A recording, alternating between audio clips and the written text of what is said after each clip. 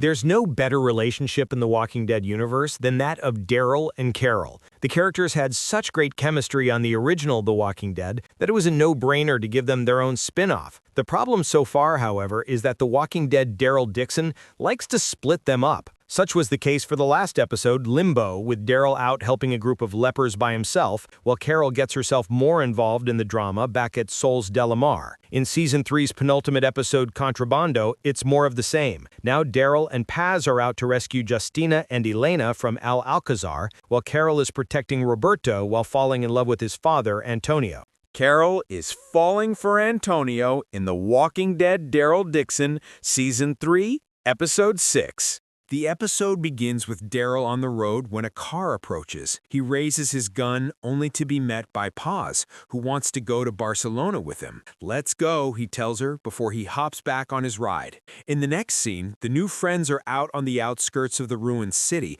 looking out over it from above. Paz points to where the convoy will be going, but she tells Daryl they'll need help to get there. With some walkers closing in, they go looking for who she's talking about. Meanwhile, Antonio is watching old home movies of Roberto as a child with the boy's mother. He wanted to be a filmmaker, which impresses Carol so much that she smiles. Fede and his mother, Marga, come in to check on Roberto, who is still unconscious.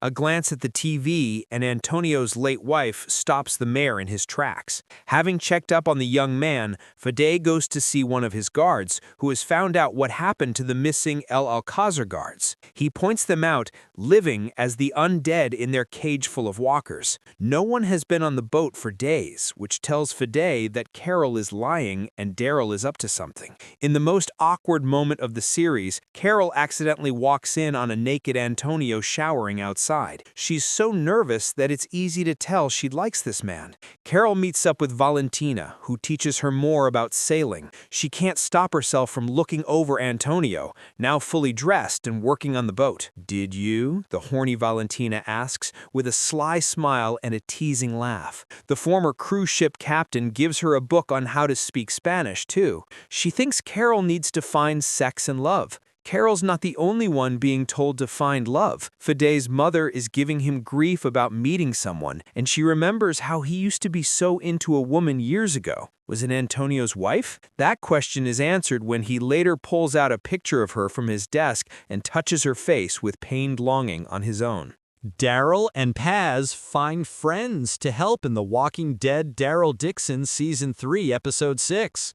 Daryl and Paz arrive in a small, abandoned-looking village with a gated entrance as a small swarm of walkers appears. Our heroes are outnumbered, but then the gates open and the residents appear to pull Daryl and Pax to safety. It's then that the latter recognizes a friend, Laya. After they hug, they're taken into the town, which began as a dozen girls running from La Ofrenda. It has gotten bigger as these girls grew up and had families, while also taking in others trying to get away from El Alcazar. This is a refugee community, and they don't have the resources to help with an attack. Carol is trying to learn Spanish as she rides around with Antonio. They joke around and laugh before going back home to find that Roberto now has a fever. Carol says they need to ask Fede for medicine, and when Antonio says the mayor won't give it to him, Carol's answer is to the point, we'll just have to make him. They meet with the mayor, who tells them they don't have more resources. When Carol suggests that the town might like to know what Fede is up to, he calls her words a threat and tells her it might be time for her to leave soon. Daryl and Paz sit down for a meal with Laya's group. Dixon wants to get ahead of El Alcazar and save Justina and Elena. Laya isn't so sure about getting involved, but she changes her mind when she's told that Guillermo will be there. If they kill the next king of Spain, La Ofrenda is over. It's time to start planning their attack. Later, Daryl wakes from a dream of running from his father's abuse as a child, while his protective brother stayed behind. Unable to sleep, he goes to Paz, who isn't getting any shut-eye either. She talks about Elena, who was taken during the first La Ofrenda. After leaving Antonio, Carol goes outside into the night to find his cat dead in the street. What happened? She hides when she sees Fede's men on patrol, then breaks into his office in search for medicine. She's interrupted, however, by his mother, who points a shotgun at her. Carol shows the woman Justina's necklace, which she just found in a cabinet. She tells her about what Roberto was out doing and how he'd found his love. Fede has been lying for years, and when Justina found out, he sent her away. His mother won't believe it. She does believe Carol, though, when she tells her that Fede is poisoning Roberto and making him sick. With that, the old woman helps her load up on supplies. Antonio finally confronts Fede in The Walking Dead Daryl Dixon Season 3, Episode 6.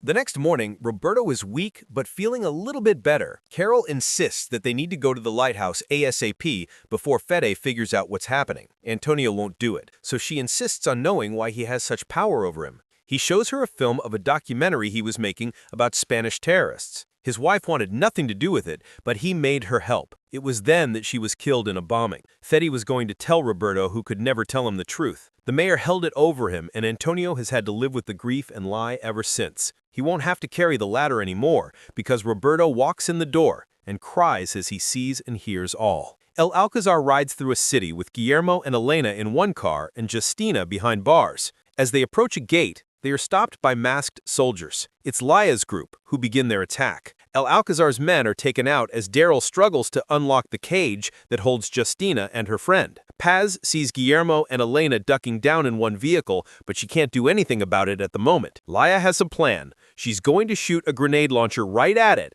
but Paz, not wanting her lover to die, knocks it away, sending the grenade into a wall that unleashes a cascade of walkers. Laya is quickly taken down, and Guillermo's remaining men start to drive forward with Daryl still hanging on to the caged car. He can do nothing as Justina is slowly taken away, begging not to be left behind. Carol helps a weakened Roberto into the Jeep before telling Antonio that his son will forgive him and talk to him again. She and Roberto are going to leave now, and he'll meet them at the lighthouse. Antonio tries to thank Carol for all she's done, but unable to find the words, he kisses her. With tears in her eyes, she kisses him back and drives away. On the way out of town, Carol is stopped and searched by Fede and his men. She's ready to pull out a gun, but Antonio approaches, finally standing up for himself. In front of the town, he dares the mayor to tell everyone what happened to Justina and how he poisoned his son. Antonio tells him this is no longer any of her concern and tells her to go. Now, with much bigger problems on his hands, Fede lets it happen. As the episode ends, we flash back to a wounded Antonio with his dead wife following the terrorist attack. As he mourns her, the outbreak begins as the dead rise from their body bags. It's his wife's turn to rise.